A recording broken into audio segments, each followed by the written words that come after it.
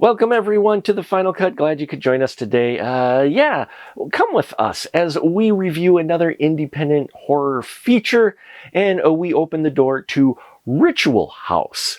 Ritual House is directed by Crystal J. Huang and written by Donna Spangler. And Donna Spangler actually plays Donna Winters.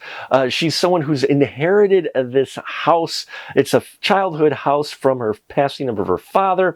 And while in the house, some strange and unusual things happen. Never mind the fact that her dad left the house in a debt, a high mortgage, and she's responsible for that now. And she doesn't know what to do. But when her friend Ling, who's played by Crystal J. Huang, Ling comes up with the idea of them opening it up as a bread and breakfast, a border house, if you will. And soon they get people to stay there and pay rent and such. But while there, everybody starts experiencing odd supernatural occurrences and things start to ramp up, get more scary.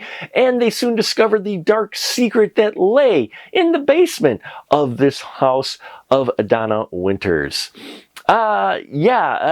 One of the interesting things about Ritual House is that it is a supernatural horror film, and unlike some indie films, this thing just starts out with the supernatural stuff, and it keeps going with it. Usually you get these where you get some supernatural event, then you get your character stuff, and then supernatural event. But not here. You get a pretty steady stream of different creepy supernatural things happening as we get this cast of characters into the house. And I appreciated that. It gave that feeling that the house is always a danger, and you have these characters in there that you hoping maybe catch on and get out with their lives at some point as you watch things more and more escalate with it. And I liked that. I liked the constant feeling of dread, and that there's this threat there that you don't always get with a film like this. Now, Donna Spangler is great in here. We actually saw her in Dinosaur Valley Girls in that one of the Discovery episodes we did where we watched Dinosaur Valley Girls. So she was in that, and she's in here, and I appreciated her performance in here as this woman who's just stuck in this situation. Dealing with not only the debt, but these new boarders here and hoping to get the money from them, taking care of them, and trying to figure out why the ghost wants all these people to get hurt. So you feel that with her. Crystal J. Huang is playing Ling, and I like the dynamic between her and Donna. They felt like friends. We saw Huang in Bermuda Island as well as Demons at Dawn, so it was fun to see her back on screen. Lauren Francesca plays Courtney. Now, we saw Lauren in How to Kill Your Family on Christmas, and we've seen her in The Family Business. It was great to see her here. She's playing this influencer, plays it to the hilt,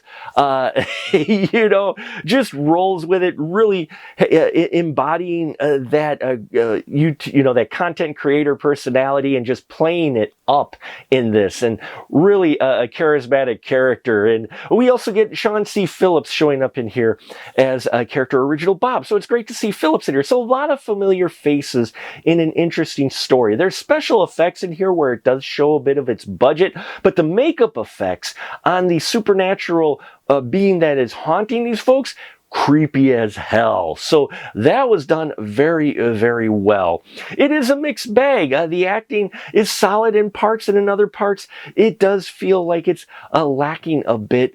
But what kept me interested in it was the story and what they were going to do with it, and some of the mythology that they come up with later on that really kept me invested in this, as well as the constant creepy moments. So there you have it. Ritual House is a bit of a mixed bag, but if you're an indie fan and a fan of any of the people I mentioned, you'll want to check it out. I believe it's coming out on streaming. If it's not out already, I'll put as much information as I can down below with it. I thank you for your support, and until next time, remember, keep that ticket stub.